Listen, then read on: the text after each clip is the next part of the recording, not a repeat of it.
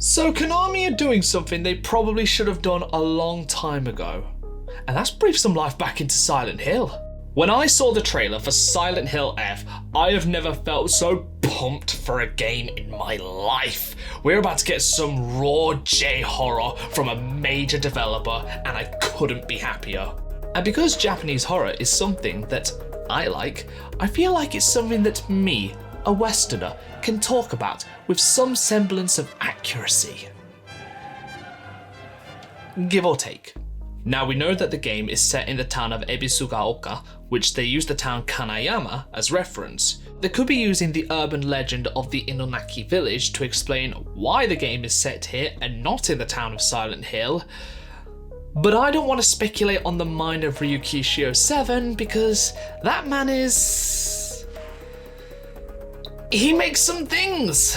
And if you're curious as to what you can expect from him, go watch Higarashi no Nakokoro ni, or When They Cry, because it's an experience. The game devs have expressed an art style that would find the beauty in horror. And that gives me a bit of a good idea as to what monsters, creatures, or spirits you can expect to find in Silent Hill F. And just how they might work. Here are 5 enemies you might encounter in Silent Hill F. Let's start easy, the Onryo. Onryo are the spirits of individuals who have died under tragic or unjust circumstances, and that could be from murder, betrayal, or suicide. And the strong feelings that they've held onto have bound them to the mortal world, which naturally prevents them from moving on to the afterlife. Onryo are driven by a desire for revenge against those who have wronged them in life. They may target specific individuals or entire families, and their wrath doesn't have to be contained to a single place. In some tales, they are relentless and cannot be appeased until their vengeance is fulfilled. You all may remember certain vengeful spirits from films you watched too young as a child, or when you're 30 years old and you stare at the bottom of the stairs into the dark abyss, and that noise creeps into the back of your head and you just go, you know what, I wasn't that thirsty after all. I can see the Onryo being your basic enemies and even your progressive boss enemies later in the game. Just remember, that family house you see is probably not that safe. That girl in the white dress, she's probably not your friend. And if you see a well, just don't go near it. Next, Manto. Manto is a Japanese urban legend about a malevolent spirit or yokai that would haunt public restrooms. I'm not even safe going through it anymore. And the tale goes as follows. A person will enter a public restroom either in a school or a deserted area, and when they enter the stall, someone will come up towards it and ask you, do you want red paper or do you want blue paper? If the person chooses red paper, the spirits will slash and stab them, but if the person chooses blue paper, the spirits will strangle them until they turn blue. You see where the colours come into this? Now, you might think that you can trick the spirits by giving it some other colour than red or blue. Well, there's also the likelihood that the spirits might just drag you to the underworld for not giving them the appropriate answer. There have been some variations of the story which do give you the options to escape, like changing the colour might work, also refusing to answer, and maybe just in general running away. Which feels like it might be a very regular theme throughout this video. Might be the best option. If they were to include a spirit like Manto in Silent Hill F, it might give you a bit of flashbacks to Alien Isolation, where your safe places aren't really that safe. That monster that you're running from and you hide in the cubicle, that might be a worse idea. Now there are 2 creatures, spirits, things that you may have a likelihood of encountering, or a variation of encountering, in Silent Hill F, and you may get confused with who and what they are to begin with because they both have the same defining feature.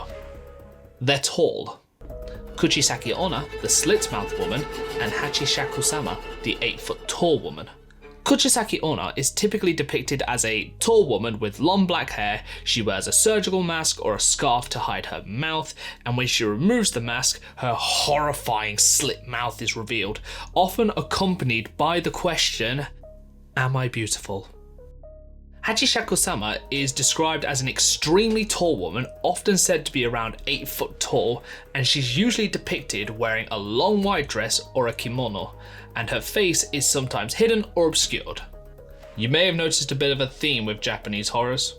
The legend goes that Kuchisake-Onna roams the streets targeting unsuspecting victims that could either be lone individuals or children, and she approaches them to ask the question, "Am I beautiful?" If the person says no, she kills them on the spot with a pair of scissors or whatever sharp object she's carrying at that time. But if they say yes, she then takes off her mask or the scarf to reveal her horrified slit mouth, and then she asks a question. "How about now?"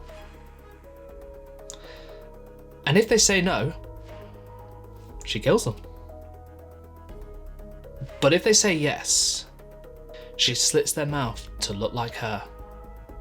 There are variations of the legend where victims do escape, but that's by giving more of a non-committal answer like, "You look average," or by asking her repeated questions or throwing money or sweets at her just to confuse her. I wouldn't recommend doing that though in Silent Hill F.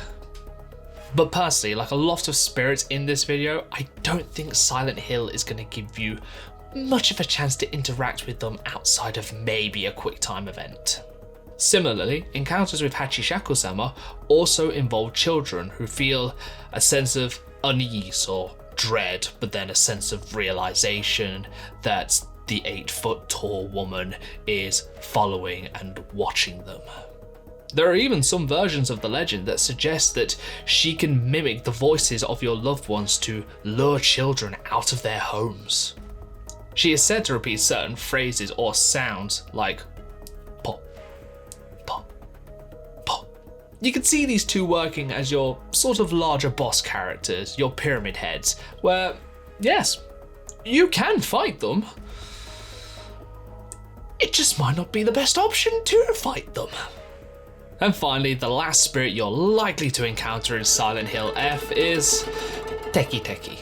According to the legend, Teke was once a young woman who was involved in a terrible accident, often described as a train accident, which resulted in her body being severed in half and cut at the waist. But despite her injuries, she did not die immediately and was left in immense pain. In her final moments, she cursed her fate and vowed revenge. Her intense emotions and the circumstances of her death transformed her into a vengeful spirit. So, sort of another Onryo, but from different circumstances.